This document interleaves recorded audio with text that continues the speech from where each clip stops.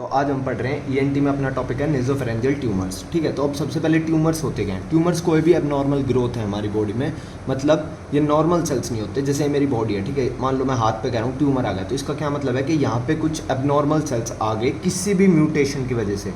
ठीक है, कोई भी म्यूटेशन अगर जीन्स में होती है, ठीक है, कोई भी जीन ऐड होता है, डिलीट होता है, इंट्रॉन्स आते हैं, रिमूव होता है, किसी भी रीज़न से म्यूटेशन हम अलग टॉपिक में कवर करेंगे बायोकेमिस्ट्री में। ठीक है, तो किसी भी चीज़ की वजह से अगर मेरे सेल्स में एबनॉर्मल ग्रोथ दिख रही है तो वो ट्यूमर है। अब वो जो सेल्स बनने लग रहे हैं नए सेल्स, वो भी एबनॉर्मल होंगे। ठीक है, वो नॉर्मल काम नहीं करेंगे। तो सबसे पहले क्या होगा, वो नॉर्मल सेल्स की ग्रोथ को रिस्ट्रिक्ट कर देंगे। दूसरा, आसपास के उस पर मास इफेक्ट डाल के और वहाँ के फंक्शन को डिस्ट्रॉय कर देंगे। तीसरा, हो सकता है ये सेल्स कई बार क्या करते हैं कि कुछ भी सिक्रीट करने लग जाते हैं। ठीक है, क्योंकि एबनॉर्मल सेल्स हैं, नॉर्मल सेल्स की तरह ये कुछ भी सिक्रीट करने लग जाते हैं, कहीं के भी सेल्स, तो उसकी वजह से भी इफेक्ट्स देखने को मिलते हैं। अब सबसे पहले हम नेजोफेरेंजियल ट्यूमर्स में पढ़ रहे हैं बिनाइन ट्यूमर। अब सबसे पहले नेजोफेरेंक्स होता क्या है। अगर ये मेरा ओरल कैविटी है, ठीक है, ये मेरे टर्बिनेट्स हैं, ये मेरा माउथ है, ठीक है, तो ये जो पार्ट है ये है नेजोफेरेंक्स, ये है ओरोफेरेंक्स और ये है लैरिंगोफेरेंक्स। नाम से ही क्लियर हो रहा है बिल्कुल। अब बिनाइन ट्यूमर्स में कैसे कैसे बिनाइन ट्यूमर हो सकते हैं। बिनाइन ट्यूमर का मतलब क्या है। बिनाइन ट्यूमर का मतलब है कि ये जो ट्यूमर है ये आसपास के स्ट्रक्चर्स को इन्वेड नहीं करेगा। इसका मतलब ये मेटास्टेसाइज नहीं करेगा, मेटास्टेसिस की प्रॉपर्टी को शो नहीं करेगा। मेटास्टेसिस का क्या मतलब है। अब नॉर्मली मान लो कि मेरा कोई भी एक ऑर्गन लेके चलो, मान लो तुम लीवर है, ठीक है, लीवर में ही अगर सिर्फ मेरा ट्यूमर रह रहा है तो वो मैं कहूँगा बिनाइन ट्यूमर है। अब किसी भी रीज़न की वजह से अगर वो आसपास की ब्लड वेसल्स में, जो हेपेटिक ब्लड वेसल्स होती हैं, ठीक है, वहाँ पे अगर वो किसी भी ब्लड वेसल में इन्वेड करके किसी भी और ऑर्गन में जाके, मान लो वहाँ से वो चला गया लंग्स में, ठीक है, लंग्स में एक नया ट्यूमर ग्रो कर रहा है, तो वो कौन सा होएगा, वो होएगा मैलिग्नेंट ट्यूमर। ये सब आपको पता होगा, ये आपने बायोकेमिस्ट्री में पढ़ लिया होगा बिनाइन और मैलिग्नेंट ट्यूमर्स क्या होते हैं, फिर भी एक रफ आइडिया था। ठीक है, तो बिनाइन ट्यूमर्स अब कौन कौन से हो सकते हैं। अब सबसे पहले आदमी या तो कॉन्जेनाइटल बिनाइन ट्यूमर्स के साथ बॉर्न हो सकता है। कॉन्जेनाइटल का मतलब है कि बाय बर्थ ये बिनाइन ट्यूमर एग्जिस्ट करता है। ठीक है, बाय बर्थ में इसमें एग्जांपल हम मान लेते हैं जैसे हेयरी पॉलिप। ठीक है, अब पॉलिप क्या है।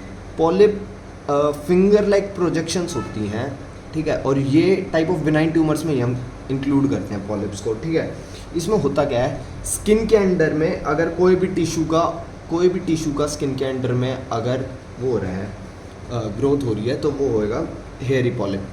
ठीक है, तो ये होता है हेयरी पॉलिप। ये एक बिनाइन ट्यूमर है जो देखा जाता है नेजोफेरेंक्स में। इसके बाद क्या हो सकता है, इसके बाद आता है ट्रू टेरेटोमा। ठीक है, अब टेरेटोमा का क्या मतलब है। टेरेटोमा एक स्टेम सेल का कैंसर है, स्टेम सेल्स का। ठीक है, ये स्टेम सेल्स जो होते हैं ये बहुत अनडिफ्रेंशिएटेड सेल्स होते हैं या एम्ब्रियोजेनिक सेल्स होते हैं। इसका मतलब जब भी जैसे एम्ब्रियो ग्रो कर रहा है, ठीक है, एम्ब्रियो ग्रो कर रहा है, तो उस टाइम पे अब सेल्स यूनिफॉर्मली ग्रो करते हैं। ठीक है, पूरी बॉडी में वो स्टेम सेल्स रहते हैं। ठीक है, तो स्टेम सेल्स जो होते हैं वो एम्ब्रियोजेनेसिस में हेल्प करते हैं। अब ये अनडिफ्रेंशिएटेड सेल्स होते हैं। अनडिफ्रेंशिएटेड सेल्स का मतलब है कि ये किसी भी सेल्स में कन्वर्ट हो सकते हैं। जैसे एक बच्चा 10वीं में पढ़ रहा है, वो आगे जाके डॉक्टर भी बन सकता है, इंजीनियर भी बन सकता है, सीए भी बन सकता है, आईएएस भी बन सकता है, कुछ भी बन सकता है। ऐसे ही जो हमारे स्टेम सेल्स होते हैं ये अनडिफ्रेंशिएटेड सेल्स होते हैं, जिसमें चाहे उसमें जाके कन्वर्ट हो जाते हैं। अगर किसी भी स्टेम सेल का ट्यूमर है तो वो हम कहेंगे टेरेटोमा है। ठीक है, अब इस ट्यूमर की खासियत क्या है। मान लो ये वो ट्यूमर है, तो इस ट्यूमर में अनडिफ्रेंशिएटेड सेल्स का कैंसर ट्यूमर है ना, तो इसमें हमें टिथ के सेल्स भी मिल सकते हैं, हमें हेयर सेल्स भी मिल सकते हैं, हमें न्यूरॉन्स भी मिल सकते हैं, हमें मायोसाइट्स भी मिल सकते हैं जो मसल्स के सेल्स होते हैं। ठीक है, हमें हार्ट टिश्यू भी मिल सकता है, हमें कुछ भी टिश्यू मिल सकते हैं। ये ट्रू टेरेटोमा की कैटेगरी में आता है। इसके बाद आता है एपिगेंथाई।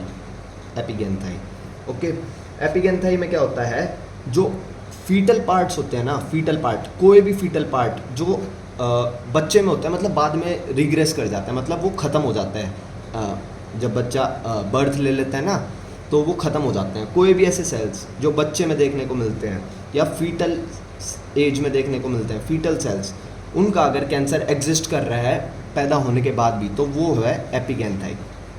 ठीक है, इतनी बात सही है। अब और कौन कौन से ट्यूमर्स हो सकते हैं बिनाइन की कैटेगरी में। कॉन्जेनाइटल में 3 आए, hairy polyp, true teratoma, epignathi. Hairy polyp में क्या है, मास ऑफ सेल्स ठीक है, behind the skin. True teratoma क्या है, स्टेम सेल कैंसर, कोई भी सेल्स मिल सकते हैं। एपिगैंथाई में क्या है, फीटल सेल्स मिल रहे हैं सिर्फ।